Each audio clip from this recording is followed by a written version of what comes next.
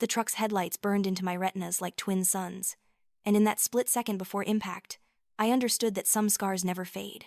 But I'm getting ahead of myself. My name is Eleanor Vance, and this is the story of how I lost everything only to discover I had never truly had it in the first place. 3 months before that rainy October night, I was still living in the illusion that Julian Thorne loved me. We had been married for 16 years, and I thought we had built something beautiful together. Our daughter Sophia, now 15, was the light of our lives, inheriting my musical talent and Julian's sharp intellect.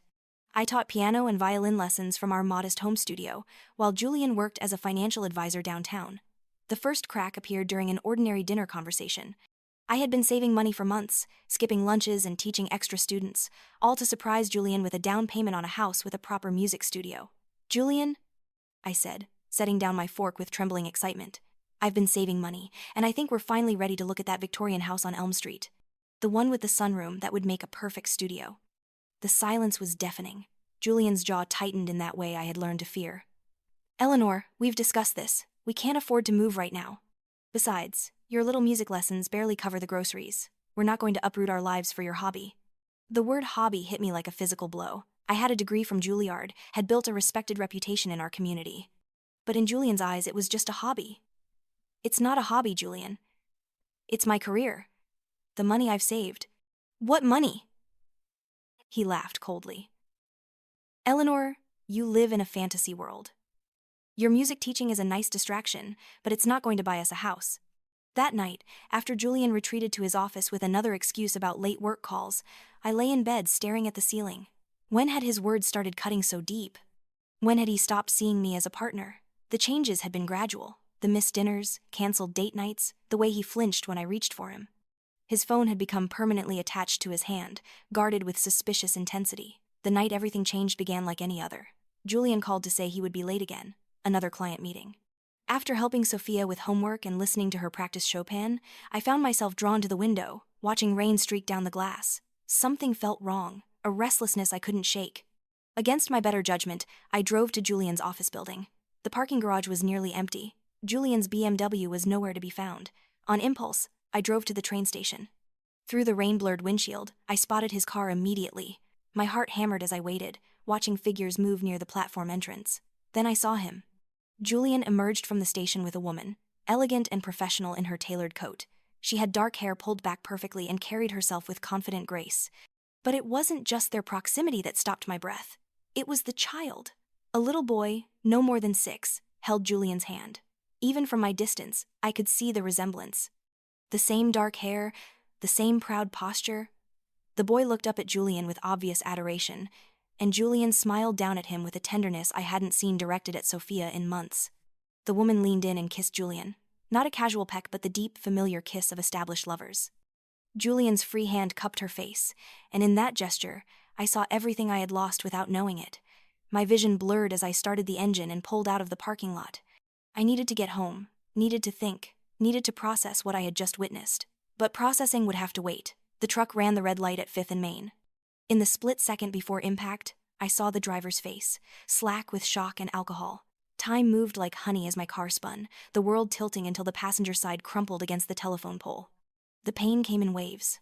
Sharp agony in my left leg, spreading fire across my ribs, and the crushing weight of understanding. Julian had another family. Julian had been living a double life while I played the devoted wife. The paramedics found me conscious but trapped, my left leg pinned beneath twisted metal. Through the chaos of sirens and voices, I kept seeing Julian smile as he looked down at that boy. Darkness claimed me before I reached the hospital, but even unconsciously, I couldn't escape the truth. My marriage was over, my body was broken, and nothing would ever be the same. When I woke up 3 days later, the first thing I noticed was the absence. Not just the absence of my left leg, though amputation had been necessary to save my life. It was the absence of warmth, hope, and the future I thought I had been building. Sophia sat beside my hospital bed, her face pale but determined. At 15, she had inherited my stubbornness along with my musical talent. "Mom," she whispered, "you're going to be okay. The doctor said you're going to be okay." But I wasn't okay, and we both knew it. The woman who had believed in love and trust was gone, replaced by someone harder, someone who had seen too much. Julian arrived an hour after I woke up, still wearing the same suit he had worn to meet his other family. He looked tired but not heartbroken. Not like a man who had nearly lost his wife. "I saw you," I said quietly when he sat down. Julian's face didn't change, but I caught the slight tightening around his eyes. Eleanor, you hit your head pretty hard. You might be confused. I saw you with her, with him, your son. The words hung between us like a blade. When Julian looked back at me, the man I had married was gone. In his place sat a stranger with cold eyes. What do you want me to say, Eleanor? Yes, I have another family. I've been unhappy in our marriage for years. But I stayed. I provided for you and Sophia. I did my duty. His duty, as if loving us had been some burden he had nobly shouldered. How long? I asked. 7 years. Sarah and I have been together for 7 years. Dylan is 6. 7 years. The timeline hit me like another truck. Julian had been with this woman, had created a child with her, while I was still nursing Sophia. While I was working extra hours to contribute to our household income. I want a divorce, I said. Good. That makes this easier. Julian stood up, adjusting his tie. I'll have my lawyer draw up the papers. Given your condition, I think Sophia should stay with me until you're more stable. The casual cruelty was breathtaking. Number Sophia stays with me. Julian's smile was sharp. Eleanor, look at yourself. You can't even take care of yourself, let alone a teenager. Be reasonable. I said no. We stared at each other across the antiseptic room, and I saw the moment Julian decided I was no longer worth his patience. Fine, but don't expect me to make this easy for you. You chose this fight, Eleanor. After he left, I lay staring at the ceiling and planning my revenge. During my 6-week recovery, I learned 2 things: how to navigate with my prosthetic leg, and how to investigate. The dashcam in my car had survived the accident, and the footage was devastating. Not just evidence of Julian's affair, but his reaction when he spotted my car. He had seen me watching and made no attempt to explain or warn me. I hired private investigator Marcus Bell, a former police detective with sharp eyes and expensive rates. What exactly are you looking for, Mrs. Thorne? Bell asked during our first meeting. Everything. How long this has been going on, where they live, how he's financing 2 families. I want documentation of every lie, every deception, every dollar he's spent on them instead of us. Bell's investigation exceeded my expectations. Julian had purchased a house for Sarah and Dylan in an upscale suburb. He had joint accounts with Sarah, had taken family vacations with them, had listed himself as Dylan's father on the birth certificate. Most damaging were the financial records showing Julian had been diverting money from our accounts to support his second family, including money I had contributed from teaching. When I returned home, I found a house stripped of warmth. Julian had removed most of his belongings, leaving behind only shared furniture and token items for Sophia. But I wasn't the same woman who had left this house 2 months ago. The accident had taken my leg but burned away my illusions. The confrontation came in early December. Julian called, his voice tight with forced civility. Eleanor, my parents want to see us both. They want to discuss the divorce and Sophia's future. Can you come to dinner on Sunday? Helena and Richard Thorne had always been kind to me, and I suspected they had no idea about Julian's double life. This would be my opportunity. Of course, I said. I'll be there. Sunday arrived gray and cold. Helena met us at the door of their colonial home, her eyes bright with tears as she embraced me carefully. Oh, Eleanor, dear, we've been so worried. How are you managing? Richard stood behind his wife, a distinguished man whose stern expression softened when he saw my prosthetic leg. These were good people who had raised a monster without knowing it. Julian was already seated in the formal dining room, looking uncomfortable. He barely glanced at Sophia and me. Well, Helena said brightly, Julian has explained that you 2 have decided to divorce. While we're saddened, we want you to know that you and Sophia will always be family. That's very kind, I replied, placing my laptop on the table. Actually, there are some things about the divorce that I think you should know. Julian's fork clattered. Eleanor, we agreed to keep this simple. No, Julian, you decided to keep it simple. I never agreed to anything. I opened the laptop despite Julian's pale complexion. Helena and Richard exchanged confused glances. I'm sharing some home movies, I said calmly. I thought your parents might enjoy seeing their other grandchild. The silence was deafening as I pressed play. The dashcam footage was crystal clear. There was Julian emerging from the train station with Sarah and Dylan.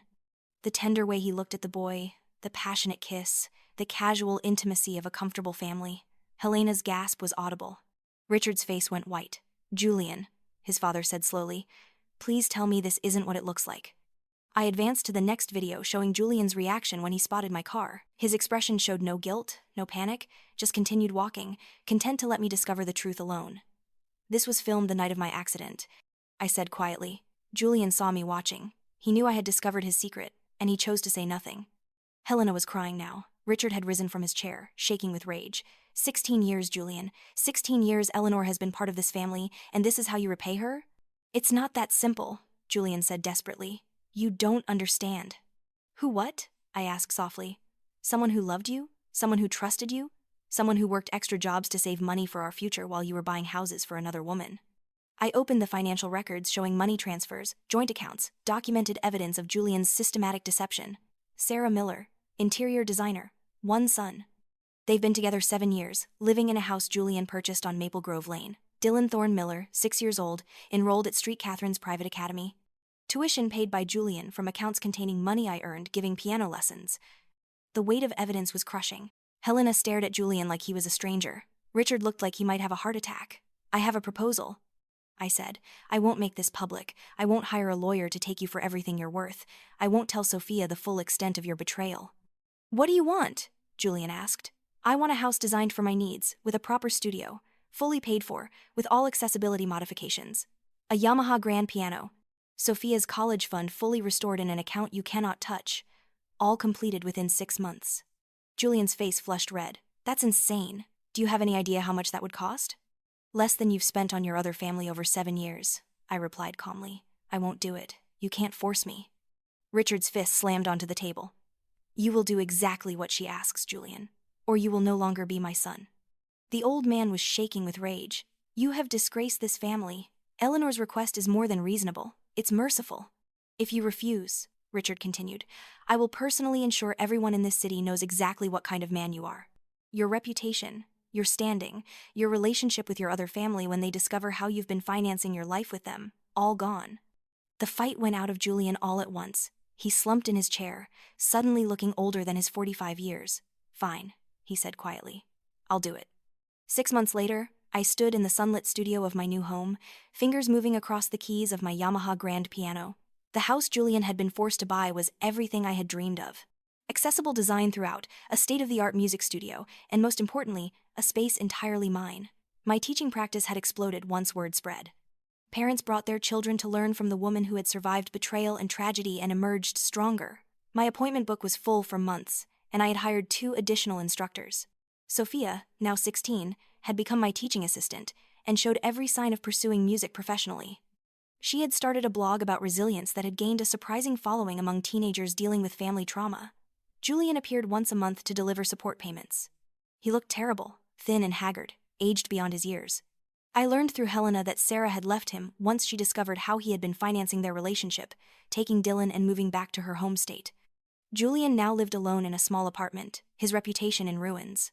I felt no satisfaction in his misery, but no pity either. He had made his choices. Mom? Sophia appeared in the studio doorway with tea. Mrs. Patterson wants to schedule lessons for her twin daughters. I smiled, accepting the tea. Tell her we can fit them in Thursday afternoons. As the sun set through the studio windows, I reflected on the journey that had brought me here. The accident had taken my leg but given me something invaluable, knowledge that I was stronger than I had imagined, that I deserved better than I had been accepting. I looked down at my prosthetic leg, now such a natural part of me. It wasn't a symbol of what I had lost, but of what I had survived and overcome.